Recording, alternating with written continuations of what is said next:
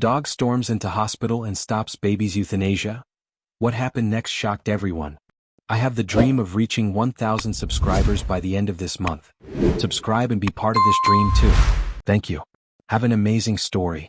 Chapter 1. The Silence Before the Storm. The pediatric wing of St. Grace Hospital was unusually quiet that morning. Nurses walked softly through the sterile corridors, their voices hushed, their expressions solemn.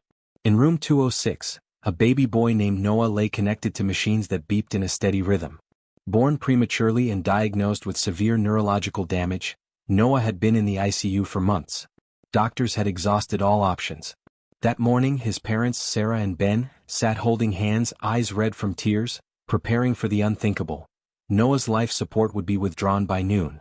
The hospital had authorized the decision after long consultations. Everything was set. Or so they thought. Downstairs in the hospital lobby, a nurse reached to open the sliding doors when a strange scene unfolded. A large golden retriever burst through, knocking over a stand of brochures and ignoring the startled cries of staff. His fur was matted from rain, and his eyes locked onto something beyond the crowd. With uncanny determination, the dog stormed past security, raced toward the elevators and then, as if guided by instinct or something greater, bolted up the stairs. Within moments, chaos erupted as nurses chased him, but he was too fast. No one could explain how he knew exactly where to go.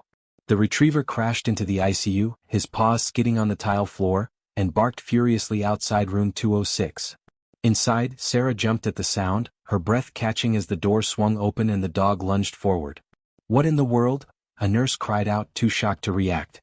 The dog placed himself between the doctors and the baby, growling low, protective. Everyone froze. Noah, who hadn't moved in days, suddenly twitched. A hand jerk. A flutter of eyelids. The heart monitor spiked. The doctors blinked in disbelief. He responded, one whispered. Sarah rushed to the crib, trembling. "Noah?" she whispered. The baby's fingers curled faintly around her finger. Ben let out a gasp, covering his mouth. The retriever sat beside the crib, eyes locked on Noah as if guarding him. "This can't be," the doctor murmured, checking the monitors. "His neural activity, this isn't possible." Nurses crowded around. No one knew where the dog had come from or how he had sensed what was happening. But one thing was certain, this was no ordinary animal, and what happened next would change everything. Chapter 2. A Pulse of Hope. The hospital room that once felt like a tomb now pulsed with energy and disbelief. Doctors gathered around Noah's crib, examining the monitors, checking vitals again and again. The baby, once unresponsive, now moved faintly, his tiny chest rising with slightly stronger breaths. Sarah clutched her son, her tears now mixed with confusion and hope. "Is he coming back?" she asked, her voice trembling. Dr. Patel, the neurologist, was at a loss. "I can't explain it. His brain scans were clear, completely inactive. This shouldn't be happening." Meanwhile, the golden retriever sat calmly by the crib as if proud of his work, his eyes soft and wise. Hospital security finally caught up with the commotion and entered the room, ready to remove the dog. But Sarah stood up suddenly. "Don't touch him," she said with surprising strength. "He saved my baby." Even Dr. Patel raised a hand. "Wait," he said. "Let's not rush. Something extraordinary is happening here." A nurse scanned the dog for a tag but found nothing. No collar, no chip, no name. "Where did he come from?" someone whispered. Yet, the retriever showed no fear, no signs of aggression, only a quiet loyalty that defied logic. Everyone present felt it. This dog was not here by chance. Ben knelt beside the retriever, staring into its eyes. "Thank you," he murmured. The dog responded by gently licking Ben's hand, then laid his head on the floor, sighing softly. Meanwhile, Dr. Patel ran to fetch recent scans and compared them to new readings. "Neural responses are increasing," he said in disbelief. "His pupils are reacting. Look at this EEG." Nurses watched, stunned. "He's stabilizing," another doctor added. "His organs, they're responding better." Noah let out a soft coo. For a moment it felt like time had stopped. This was no medical miracle. This was something far deeper, something no textbook could explain. As the news spread through the hospital, more staff trickled into the room, drawn by the surreal tale of the dog who stopped a baby's death. People stood in awe, watching the once dying child now fighting, healing. "We were about to lose him," Sarah whispered, gently brushing Noah's hair. And then this angel appeared. Reporters began to call. Administrators were confused. Security was baffled. But none of it mattered. At that moment, what mattered was that a child had been saved, not by science but by a mysterious golden guardian no one could explain. Chapter 3. The mystery deepens.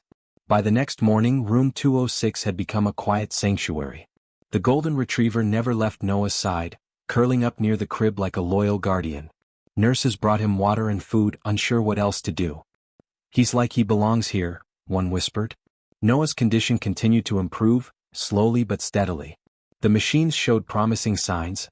Oxygen levels were rising, heart rhythm regularizing. Even his color had returned. Doctors were cautious, but hope had begun to fill the room like sunlight through the windows. And yet, questions lingered. Who was this dog? How had he known? And why had he come at the exact moment?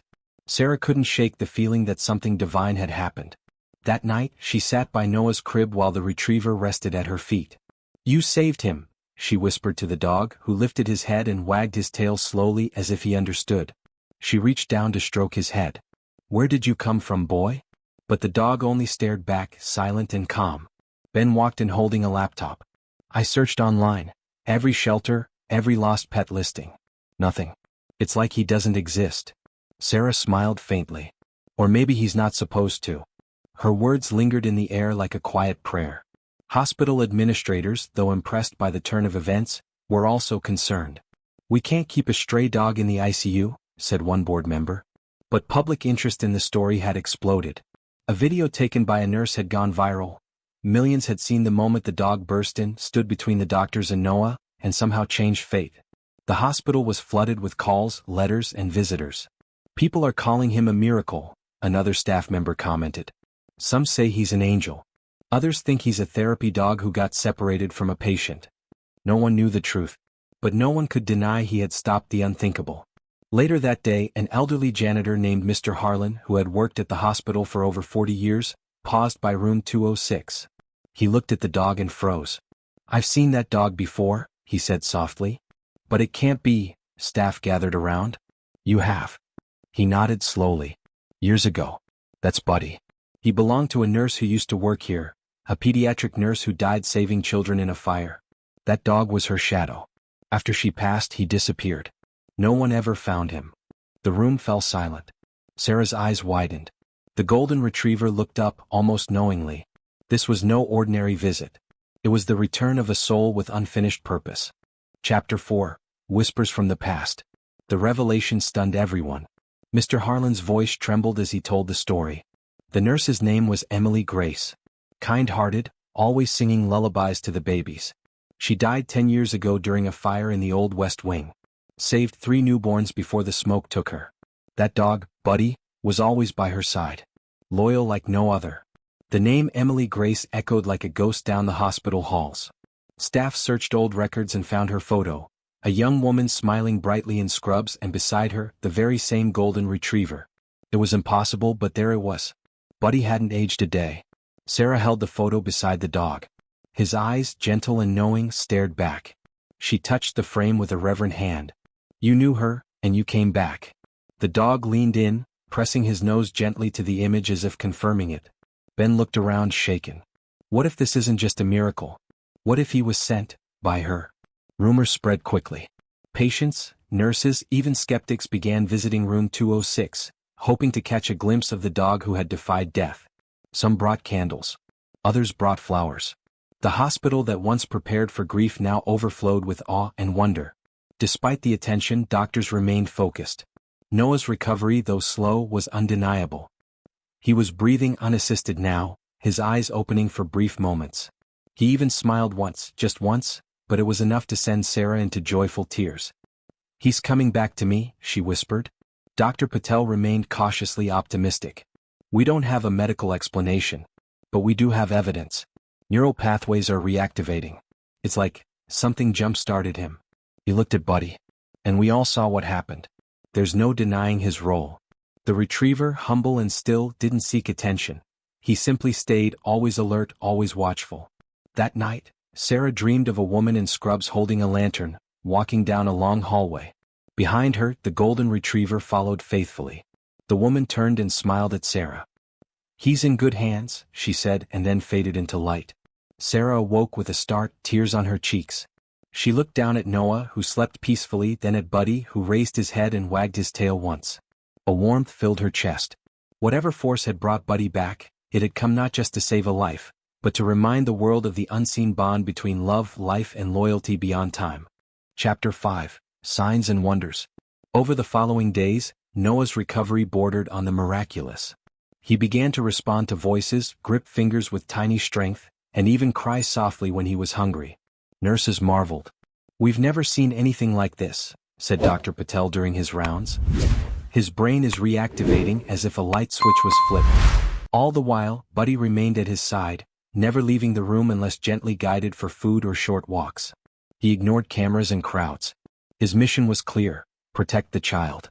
And protect him he did, even barking when unfamiliar hands came too close without permission. Sarah and Ben barely left the hospital, sleeping on a cot beside their son. They had become media darlings, though they avoided most interviews. "This isn't about us," Sarah told a local reporter. "This is about a dog who showed the world that hope comes in fur and 4 paws." Children left hand-drawn cards outside the room, some with halos drawn above Buddy's head. Elderly patients whispered prayers as they passed. The story had touched hearts across the globe. People sent gifts, toys for Noah, and dog treats from every continent. But still the question remained: how had Buddy known? One afternoon, an animal behaviorist named Dr. Linda Voss requested a visit. "I study trauma response in therapy dogs," she explained. "And I've never seen a case like this." She entered the room, slowly approaching Buddy with a kind demeanor. He sniffed her hand, then calmly returned to his post. Dr. Voss sat beside him and placed a hand on his back. "He's carrying something old and deep." She turned to Sarah. "Some animals bond so strongly to humans that even death doesn't break it. I believe Buddy came back for one more mission." Sarah nodded, her eyes brimming. "And we're forever grateful he did." That night, Noah opened his eyes fully for the first time. He looked around the room, found Sarah's face, and let out a giggle that echoed like sunlight. Sarah cried openly, holding her son to her chest. Buddy stood up, tail wagging, and barked once, loud and clear. Nurses ran in, startled, only to freeze in joy. "He's back," one whispered. "Completely." The hospital erupted in celebration. Doctors clapped, some even cried. And at the heart of it all was a golden retriever who looked around one last time, then quietly walked to the window, gazing at the horizon as if awaiting his next calling. Chapter 6. The Farewell. The next morning Buddy was gone. Nurses searched every hallway, security combed through surveillance footage, but there was nothing. One moment he was sitting by the window and the next he had vanished without a trace. Sarah ran through the hospital, calling his name. Ben checked the entrance logs, but no doors had been opened. It was as if he had simply dissolved into thin air. "He came with the wind," Mr. Harlan said softly, "and left with the dawn." Sarah held Noah close, her heart aching, not from fear this time, but from the quiet emptiness left by Buddy's absence. A nurse found something near the crib, a small, worn hospital tag with the name Emily Grace engraved on it. It hadn't been there before. Sarah held it tightly in her palm, her heart racing. She turned it over and found a small symbol etched in the back, an angel wing. Tears streamed down her cheeks. "He left us a sign," she whispered. "He wanted us to know it was her." Ben stood beside her, silent but moved. "This was never just about medicine," he murmured. "This was something bigger, something sacred." And with that, they both sat in silence, watching their baby sleep peacefully, cradled in grace. Outside, the world kept turning. The story had taken on a life of its own, shared on television, blogs, and news platforms. The headlines read, "Heaven Sent Dog Saves Baby," and "Angel Nurse Returns Through Loyal Companion." Letters poured into the hospital from people who claimed similar experiences, pets arriving in moments of crisis, offering healing and peace. Faith leaders of many backgrounds spoke of divine intervention, of angels walking in disguise. And through it all, the name Buddy became a symbol, not just of loyalty but of the invisible threads that connect love through time and space. 1 week later, Sarah and Ben took Noah home. The doctors called it a recovery for the ages. Balloons lined the hospital doors. Staff hugged them, many in tears. As they buckled Noah into his car seat, Sarah looked back one last time. A soft breeze passed through the parking lot, and for a moment she swore she saw the outline of a dog sitting near the entrance, golden fur shining in the sun. She blinked and it was gone. But she smiled. Because she knew. Buddy had finished his mission. And somewhere, somehow he was still watching, still protecting, still loving, with the heart of an angel who never truly left. Chapter 7. Echoes of a Guardian. Back at home, the house once filled with sorrow now bloomed with joy. Noah's cries and laughter filled the rooms like music.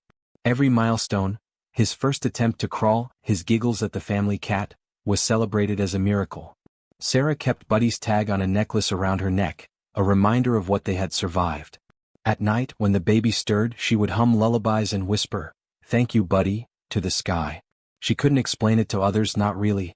It wasn't just the dog, it was the presence he carried, the comfort he brought, like a soul who knew them before they knew themselves. Ben had started documenting the story not for fame but for Noah. "Someday," he said, "our son will want to know why his life is a miracle." He compiled photos, medical reports, letters from people around the world, and printed every message that mentioned Buddy. "It's a legacy," he said, "of hope." As he typed late into the night, sometimes he swore he heard the soft patter of paws behind him, or the sound of a contented sigh. It wasn't scary, it was soothing, like a quiet reminder that they weren't alone. Something, or someone, was still with them. Meanwhile, the hospital decided to honor Buddy. A bronze statue was commissioned, a golden retriever sitting protectively beside a child's crib. Beneath it, the inscription read, "For the guardian who came when hope seemed lost." The statue was placed in the pediatric wing, and soon became a place where families paused to pray, reflect, or leave small stuffed animals. Mr. Harlan visited often, smiling with misty eyes. "You were the best boy," he'd whisper. Some said they felt warmth when standing near it, like a silent blessing. The legend of Buddy had transcended one hospital. It had become a symbol of healing. Noah grew stronger each day, and his connection to animals became uncanny. He would light up around dogs, even unfamiliar ones, as if they spoke a language only he could hear. At 2 years old, he toddled to a neighbor's golden retriever, placed a hand on its head and said, "You're not him, but you're good too." Sarah froze. "What did you say, sweetie?" Noah just smiled. "He said to tell you he's happy." Sarah fell to her knees, overcome by tears. Whether imagination or something deeper, she knew. Buddy's spirit lived on in her son, in the heartbeat that continued because love refused to let go. Chapter 8. A Visit from the Past. 3 years later, a knock came at the door. Sarah opened it to find an older woman with kind eyes and a photo album in hand. "I'm Mary," she said. "Emily Grace's sister." Sarah gasped. They sat down, flipping through photos of Emily and Buddy together, smiling, joyful, selfless. Mary had seen the story online and recognized Buddy immediately. He loved her more than life. They were inseparable. When she passed, he disappeared. "We searched everywhere. Now I know why," Sarah cried, hugging Mary tightly. "He came back for Noah." The two women sat in silence, united by loss, by love, and by the miracle that had crossed time to connect them. Mary shared stories of Emily, the songs she sang to babies, the way she'd sneak treats to Buddy during shifts, and how she used to say, "If I go, I hope Buddy finds someone else who needs him." It was more than coincidence. It was fate. Sarah showed Mary the tag and Mary touched it with trembling hands. "She would have been proud," she whispered. "Of him. Of you." That evening, Sarah tucked Noah into bed and placed the tag on his nightstand. "A piece of an angel," she told him. "The bravest dog in the world." Noah nodded. "He visits me in my dreams, Mommy." Sarah smiled through tears. "I know, baby. I know." The reunion with Mary brought closure but also new meaning. Sarah and Ben started a foundation in Buddy's name, the Buddy Grace Fund, to support children in critical care and to train therapy animals for hospitals. Donations poured in. Lives were touched. Stories emerged of dogs, cats, even horses comforting the sick, sometimes appearing seemingly out of nowhere. "It's happening more often," one doctor said. "Maybe we've just forgotten how much healing comes from connection." And so Buddy's legacy grew, not just in bronze and memory, but in every animal who stood between despair and hope. As the years passed, the world moved forward. But for one family, the past was never forgotten. On Noah's 5th birthday, Sarah baked a cake shaped like a golden retriever. "For Buddy," Noah said proudly. Ben raised a glass. "To the dog who saved our son." They all laughed and cried together. And later that night, as the wind rustled through the trees and moonlight spilled onto the floor, Sarah swore she saw a golden shadow by the window, watching, protecting. She smiled, placing a hand over her heart. "We remember," she whispered. "Always." Chapter 9. The Dream of Light. That night, Noah had a dream more vivid than any before. He stood in a field of wildflowers under a golden sky. A gentle breeze carried laughter, and ahead stood Buddy, wagging his tail beside a woman in scrubs, her smile warm, her hand extended. "Hello, Noah," she said softly. "You're growing strong." Noah ran to her and hugged Buddy, who licked his face happily. "You're Emily," he said. She nodded. "I watched over you through him. And now you'll carry his light forward." When Noah awoke, he drew the scene in crayon: Buddy, the flowers, the woman. Sarah stared at it in silence, her heart full of wonder and unspoken faith. The drawing went up on the wall above Noah's bed. Guests often paused to admire it, unaware of its deeper meaning. One evening, a nurse from the hospital visited. Upon seeing the drawing, her eyes widened. "That's Emily," she said in disbelief. "I worked with her. That's her exact face." Sarah's breath caught. "He dreamed about her," she whispered. "And Buddy." The nurse sat down, overwhelmed. "Then it's real. Everything we felt, it was real." The story began to inspire new beliefs, new hope, even in the hearts of skeptics. Some things they realized didn't need to be explained, they just needed to be believed. The Buddy Grace Fund began hosting annual events: therapy dog parades, storytelling circles, and dream workshops for children in recovery. Noah often spoke at them, still so young but with wisdom in his eyes. Buddy wasn't just a dog, he told one crowd. He was a promise. That love doesn't end when life does. The audience wept and applauded. Newspapers called him the boy who speaks to angels. But to Sarah and Ben, he was just Noah, their miracle child, their proof that heaven sometimes wears fur and enters through hospital doors at the final hour, refusing to let go of hope. Years passed and Noah continued to thrive. On the eve of his 10th birthday, he asked Sarah, "Do you think Buddy will come back when someone else needs him?" She smiled through tears. "I think he never really left. He's just waiting for the next heart that needs healing." That night, Noah placed Buddy's tag under his pillow and whispered, "If someone out there is hurting, go help them, boy." And somewhere in the quiet distance, a golden figure stirred, ears perking up to the wind. A new journey was about to begin. Chapter 10. A New Beginning. Far away in another city, a hospital prepared for another hard decision. A young girl named Mia lay in critical condition, her parents exhausted and broken. The doctors whispered behind closed doors, bracing the family for the worst. In the cold silence of the night, a nurse taking a smoke break outside noticed a golden retriever sitting patiently at the gate. "Where did you come from?" she asked. No collar, no leash. Just a steady gaze and calm demeanor. "Come on in then," she said without thinking. The dog walked past her and entered the hospital as if he knew the way. It had begun again. Security was called, but the retriever had already made his way to the pediatric unit. There he found Mia's room, sat outside and waited. When the door opened, he walked in and laid by the bed. Her mother gasped, "Whose dog is this?" But Mia's heart monitor responded immediately, spikes of new activity. The doctors rushed in. "Something's happening," one said. "She's responding." No one could explain it. But those who had heard of Buddy knew. "It's him," someone whispered. "He's back." Messages were sent to Sarah and Ben. They knew. The legend of Buddy was alive, and love was still moving. News of the mysterious retriever spread fast. "He matches the one from years ago," reporters noted. But it didn't matter where he had come from. What mattered was the lives he touched. Mia survived. Another miracle. Another family forever changed. This time, Buddy stayed for a week, long enough to see Mia open her eyes and smile. Then, as always, he disappeared without a sound. "He left just like he came," Mia's father said. "But we'll never forget him." And the world took notice again. Hospitals began allowing therapy animals more freely, inspired by Buddy's tale. In Noah's town, the foundation received an anonymous photo, Mia hugging the golden retriever with the words, "He came to us too." Sarah stared at it with awe. "He's still answering," she said softly. Noah smiled. "Told you. He's helping the next heart." And so the cycle continued. Whenever hope ran low, whenever tears outnumbered smiles, a soft bark and golden light would return, reminding everyone that sometimes, the greatest angels walk on four legs. Chapter 11. The Gift of Remembering.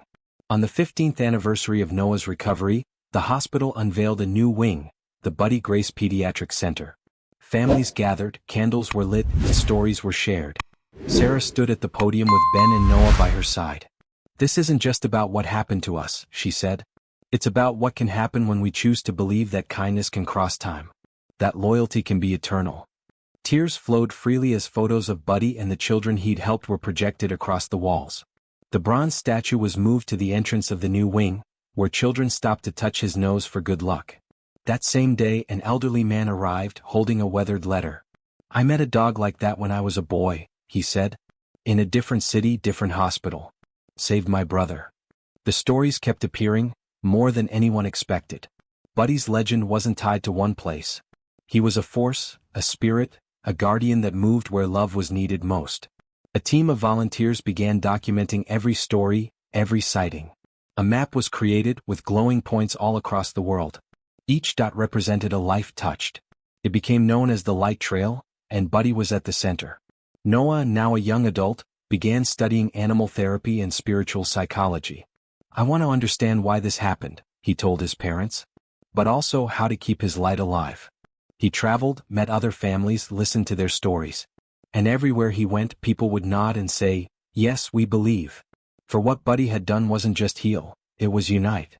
Different people, different faiths, all finding common ground in the simple, silent love of a golden dog who showed up exactly when he was needed. And that was his gift, reminding the world how powerful love could be. One evening, while watching the stars, Noah whispered into the wind, "Thank you, Buddy, for choosing me." And somewhere beyond the sky, a breeze answered, gentle, warm, and full of presence. Chapter 12, The Eternal Watch. The legend of Buddy would never fade. His pawprints were not just in the hospitals or the homes he visited, but in every heart that heard his story. He became more than a tale. He became a symbol of what's possible when love refuses to let go. New parents whispered his name in moments of fear. Children who had never seen him drew pictures of a golden dog with angel wings. Hospitals adopted golden retrievers in therapy programs, calling them buddies of hope. His name lived on in laughter, in comfort, in healing. On the final page of the Foundation's journal, Noah wrote, "If you ever find yourself in a place where hope feels lost, listen. Look for a golden light, a soft bark, a warmth in the room. Might just be Buddy. He always knows where he's needed next."